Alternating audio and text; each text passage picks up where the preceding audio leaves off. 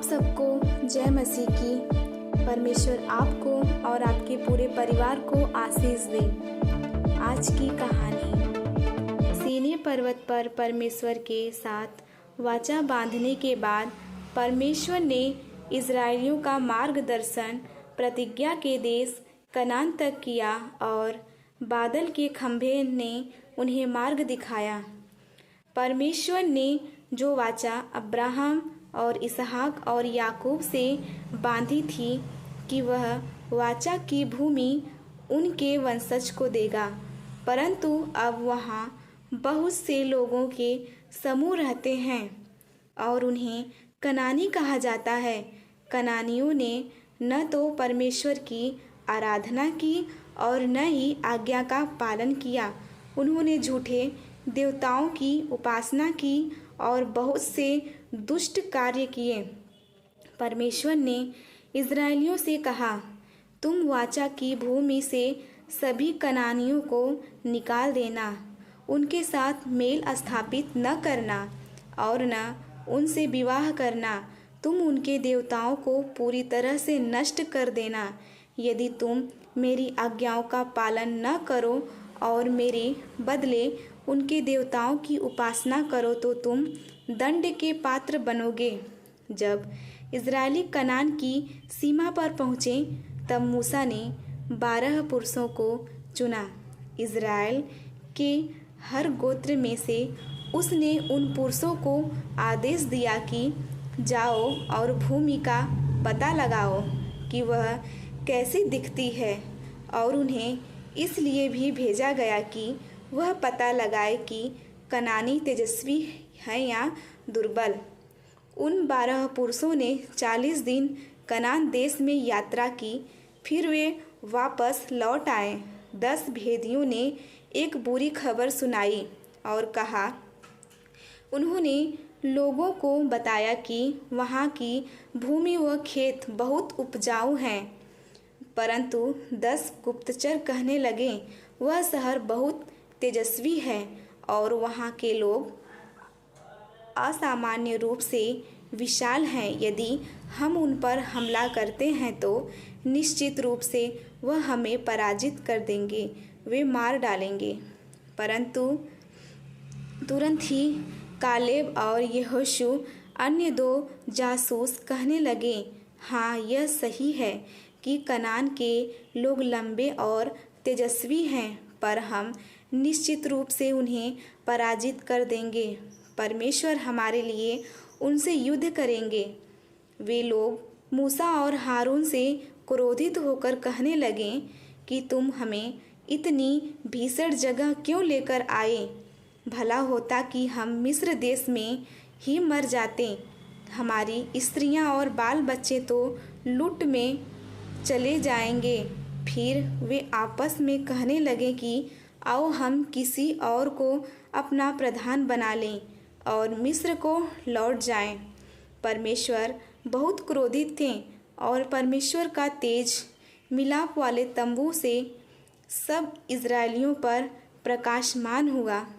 परमेश्वर ने कहा, उनमें से काबिल और यहोशू को छोड़ जितने 20 वर्ष के या उससे अधिक आयु के जितने गिने गए थे और मुझ पर कुड़कुड़ाते थे, कोई भी उस देश में न तो जाने पाएगा जिसके विषय मैंने शपथ खाई है कि तुमको उसमें बसाऊंगा, परंतु तुम्हारे शव जंगल में ही पड़े रहेंगे। जब लोगों ने यह सुना तो वह अपने पापों के लिए विलाप करने लगे।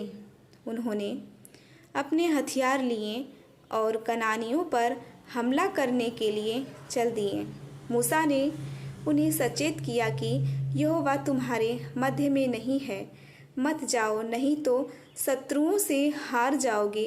परंतु उन्होंने मूसा की बात नहीं सुनी। परमेश्वर उनके साथ इस युद्ध में न था, इसलिए पराजित हुए और उनमें से कुछ मारे भी गए।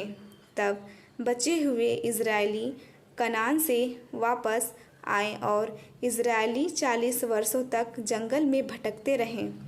40 वर्षों के दौरान जब इज़राइली जंगल में भटकते रहे तब परमेश्वर ने उनके लिए पहले से प्रबंध किया। उसने उन्हें स्वर्ग से रोटी दी जिसे मन्ना कहते हैं।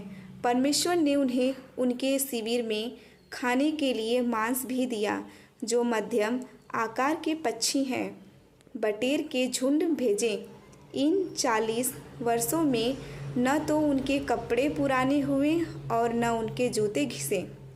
परमेश्वर ने चमत्कारपूर्ण ढंग से एक चट्टान से उन्हें पानी दिया, परंतु इन सब के बावजूद भी इज़राइली परमेश्वर व मूसा के विरुद्ध कुड़कुड़ाते रहे।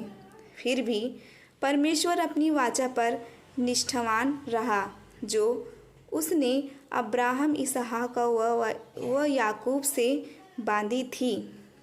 एक अन्य अवस्था में जब लोगों को पीने का पानी न मिला तो परमेश्वर ने मूसा से कहा, तू उस चट्टान से बोलना, तब उसमें से पानी स्वयं निकलेगा। लेकिन मूसा ने इज़राइलियों के सामने परमेश्वर की आज्ञा का पालन न करते हुए चट्टान से बोलने के स्थान पर 2 बार लाठी से मारा। तब चट्टान से पानी निकलने लगा सबके पीने के लिए। परंतु परमेश्वर मूसा से क्रोधित हुआ और कहा, तू वाचा की भूमि में प्रवेश न करने पाएगा। इस इज़राइलियों ने 40 वर्ष तक जंगल में भटकने के बाद वह सभी जो परमेश्वर के विरुद्ध कुड़कुड़ाते थे मर गए। परमेश्वर ने फिर लोगों को वाचा की भूमि पर भेजा और उनका नेतृत्व किया। मूसा बहुत वृद्ध हो गया था। उसकी सहायता करने के लिए परमेश्वर ने यहोशू को चुना जिससे वे लोगों का मार्गदर्शन कर सके। परमेश्वर ने मूसा से वाचा बांधी कि एक दिन वह मूसा के जैसा ही दूसरा नबी भेजेगा। फिर परमेश्वर ने मूसा से कहा कि तू पर्वत की ऊंची चट्टान पर चढ़ जा ताकि वह वाचा की भूमि को देख सके। मूसा ने वाचा की भूमि देखी, परंतु परमेश्वर ने उसे अनुमति न दी उसमें प्रवेश करने की। मूसा की मृत्यु के बाद इज़राइली 30 दिन तक रोते व विलाप करते रहे। यहोशू उनका नया अगुआ था। यहोशू एक अच्छा अगुआ था क्योंकि वह परमेश्वर पर विश्वास करता था व उसकी आज्ञाओं का पालन करता था। आमीन।